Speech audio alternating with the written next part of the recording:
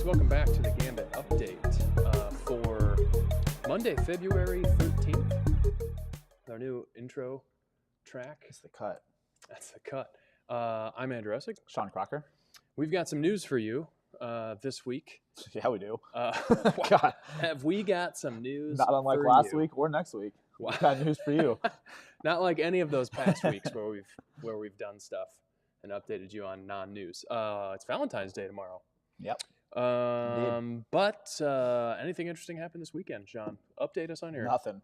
We Taste of Soulard. Me and the lady had our first year together.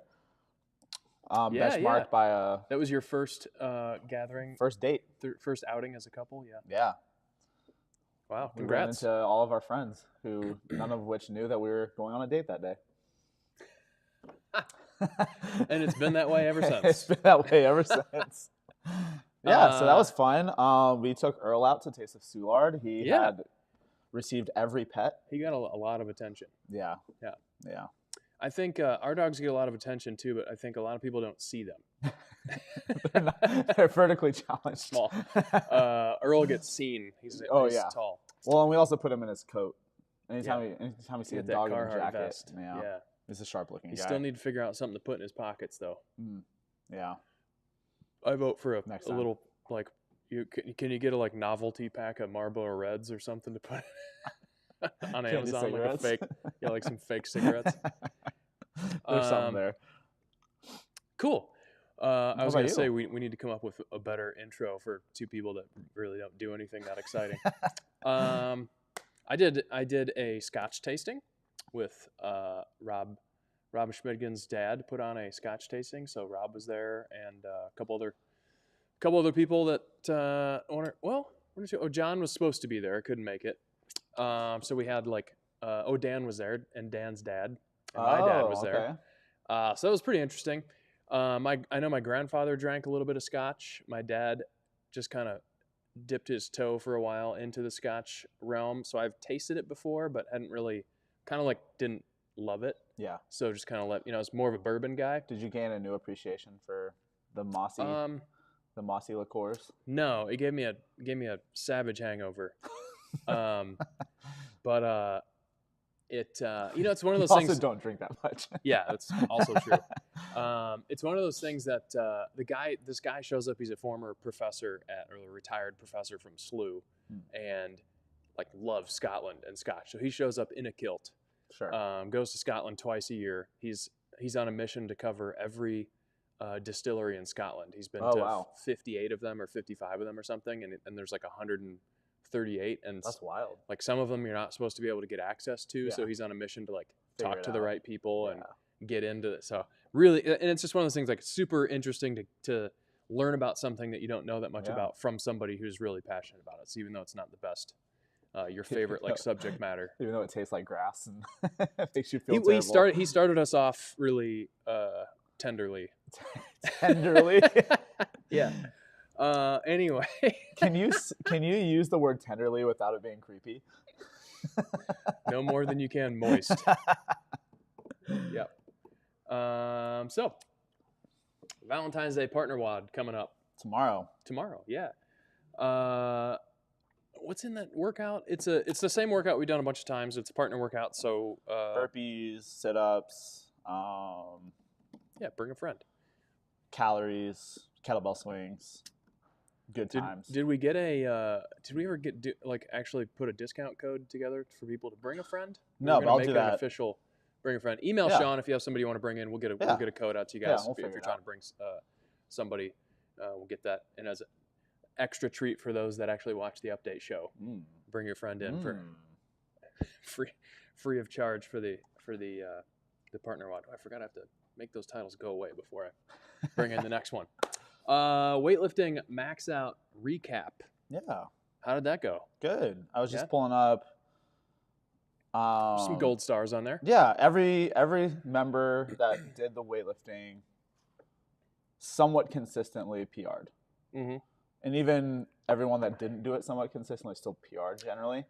Obviously, 12 weeks is a long period of time to ask anyone to be 100% consistent. Yeah. It's just hard, right? I think look back at the last 12 weeks of anyone's life and they're not going to be super consistent with the classes they come to or how they're showing up, especially if you're having to come to like Monday, Wednesday, Friday at a 5:20 time. So that's always kind of been the challenge with weightlifting. But I think we had a great group. It was a smaller group given the time of year we started. A lot of people PR'd along the way. It's like, it's tough too when you have those max out days. It's like you're missing a weight that you want to hit or especially something. Easy to overlook that you PR'd 3 times during the cycle or something. The cycle was revolving around the snatch and the clean and jerk. Anyone that's done those lifts knows that some days it's just not there. Your timing's off. You don't have a good feel for the barbell. So it's always the hardest one, in my opinion. It's way harder than like a powerlifting meet where it's bench press, back squat, deadlift, where you're moving through a very specific range of motion without a lot of dynamic switches, changes in directions, mobility requirements, things like that. Technique's maybe not as big a factor. Yes. Yeah. So kind of as we wrote, especially the last month, like percentages that we've gone into were fluid. So like if you're feeling great, and this is kind of something I've always been taught and played around with, it's like if the pan's hot, you cook breakfast with it, right? Yeah. So like again, like we've had a lot of PRs leading up to the day. So we had, I'm just pulling up what everyone logged. You weren't hanging all your hopes. Yeah. So we had Friday night, 1, 2, 3, 4, 5, 6, 7 of the people that logged their scores hit PRs. Yeah. So that's 100% success rate there. When I told Mara and watching, like the technique was super impressive. Like it's always you're always going to deteriorate technique or default back to some bad habits in that like 90 to 100% or 105% whatever realm. But like watching people kind of warm up, the technique was super impressive. Like just seeing really clean lifts, crisp movement, and it always kind of wheels fall off. And we were given Kiki, our social media manager, a really hard time for reposting some lifts that we weren't really that proud of technique wise. But important to point out that like that that's how things go in the same, like in a daily workout, like workout of the day, like the last 20% of your workout, if it's a 20-minute AMRAP, that last 15 to 20% of the workout like might be a little bit of a slop fest because you're really pushing. Like that's how you know you're really working. So that's the intensity and mechanics continuum, right? As intensity rises, your mechanics deteriorate. As mechanics stay perfect, your intensity deteriorates. That's a little bit okay sometimes. But yeah, all in all, massive success. I think kind of the biggest lift, no surprise, Joel Laney hit 350 clean and jerk. Oh, did he put it all together? Not Friday, but he did. I think it was Wednesday. That's big. That's real. Yeah, that's a big lift.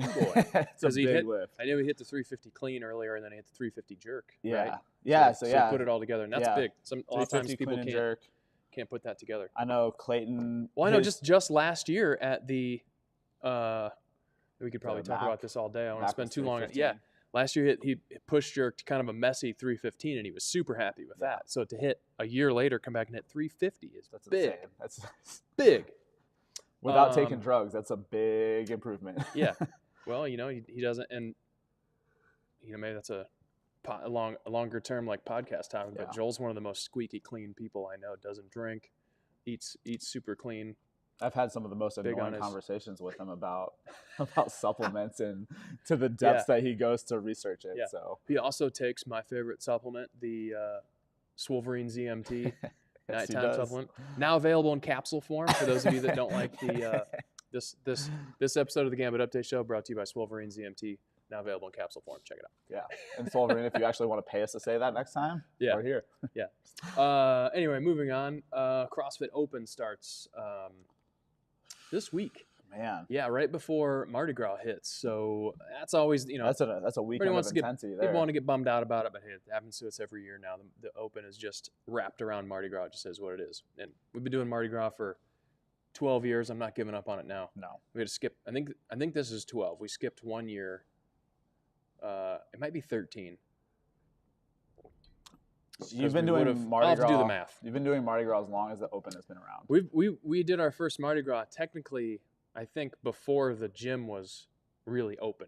I think we hadn't really like cleared all of our business licensing or affiliation. I'm not sure I don't think I had paid my first CrossFit dues officially in the new place because I think I paid in March. Yeah.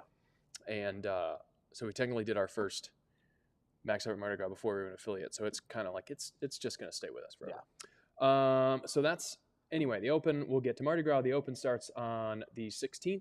And again, we're doing Friday Night Lights at 5:20 p.m. on those Fridays for those people registered. But just like the weightlifting stuff, by all means, that's where we want to kind of put all the energy in the room. We want kind of our absolutely, please come show up. Yeah, we want our most dedicated and kind of our top performers to come out on Friday. Even better, if you thrive off of that, give CrossFit $20 and get on the leaderboard. There you go. Absolutely. Like we talk about it. We've talked about it a bunch of times, but like we highly encourage people to sign up because I think a lot of new members are kind of like, well, why would I'm not going to be that good? Why would I sign up? Well, you can see on the leaderboard how you stack up against everybody else in the gym. If you're interested in that sort of thing, you can see how you stack up worldwide, nationwide, statewide, all that kind of stuff. And it just kind of puts you in that competitive mindset, which we think, as we've agreed on before, is just good for you once in a while. Like challenge yourself, hold yourself. It's like, when you pay the $20, like they announce the second workout and it's just not in your wheelhouse. Well, now you got to, instead of being like, I'm going to skip that day or I'm going to scale, I'm going to modify. Like you just got to get in there and figure it out. Yeah. And which is good for you. As like, this is the first year that I haven't been super competitive and caring where I sign up. I'm still signed up. Still going to do it. This is my like 8th year. Still going to put 100% into it. Yeah. We'll see where the chips fall. Yeah. I was going to say we should do an Andrew versus Sean head to head, but I'm not sure. You've been doing a lot of weightlifting and I don't know. We can see how the events develop. I'm not afraid. Oh, all right. Let's do it. We'll live stream a Thursday night. Well, yeah, if there's a weightlifting event, you got me hands down. Maybe not. I can't overhead squat. Oh yeah, that's true. I can't overhead squat much right now. So, Max Everett Mardi Gras. Speaking of, getting to it. Today is the deadline for competitors. Yeah, today's the last day to be able to register as a competitor. No T-shirts for that, sadly. Yeah, missed that 13 days ago. Yep. And then the spectator deadline is on the 16th. 3 days. We got to get both of those in ahead of time just so we know we're buying food, we're getting some kegs, drinks, coffee. All kinds of stuff. Yeah, Sean's going to do coffee. So we need to know all those numbers well ahead of time. That's why we're being a little bit stickler, and we do not sell tickets the day of the event. So if you're planning to show up, if you know how Mardi Gras works, the reason for that is they shut down the whole neighborhood. You're kind of boxed in here. We kind of just need to have a good head count, and we can't. An island of alcohol and debauchery. Yeah. Yeah. So it's kind of it's a little bit of an exclusive thing. It's a private. It's a private. It's a little bit of an exclusive thing. It's kind of a big deal. I don't know. Get your tickets ahead of time. Deal with it. Head on over to Max Everett Mardi Gras. There you go. Max Everett Mardi Gras 2023.waterflyarena.com. I wish we could do a better URL for that, but it is what it is. We'll get there. Maybe next year we'll figure it out. What else? Sean, Nutrition Challenge inbound. Yeah. April 3rd. Kind of the same. We're just keeping it on your radar. April 3rd. More details also inbound. Yeah. But it's going to be a good one. Yeah, we've got Joel on board this time. And we have had several meetings about it. So multiples. If the number of meetings and discussion we've done regarding the Nutrition Challenge is an indicator of how good the Nutrition Challenge is going to be, it's good. It's going to be tough. It's going to be doable. You're going to see progress. Some metaphor that says it's going to be good. Come up with it. Yes. And I think that pretty much concludes our update. Anything else to add? No. Sign up for the Open or don't, but probably do. Or don't. You're going to waste $20 today on chocolates for your husband, wife, girlfriend, dog. Yeah. Consider yourselves updated. I've been Andrew Essick. Sean Crocker. We'll catch you guys next time.